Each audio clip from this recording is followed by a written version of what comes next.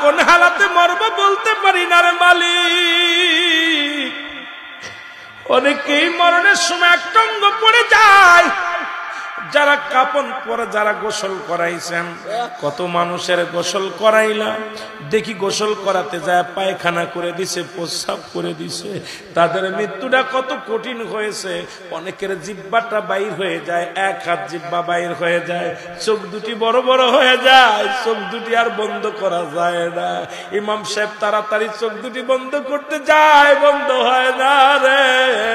ওই চোখ দিয়ে আজরাইল ঢুকেছে, চোখ দুটি আর বন্ধ হয় না। জিহ্বা দিয়া গাল দিয়া আজরাইল জানটা বাইর করেছে, জিহ্বাটা এক হাত বাইর হয়ে গেছে আর ভিতরে ঢোকে নাই। এরা মুসলমান, সহজ মৃত্যু যদি এত কঠিন হয়, তাহলে কঠিন মৃত্যুটা কত কঠিন হয়। আল্লাহ, ও আমার আল্লাহ,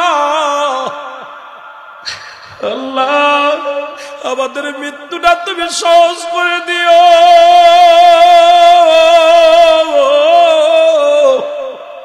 যেদিন মালাকুল মউত আসবে রে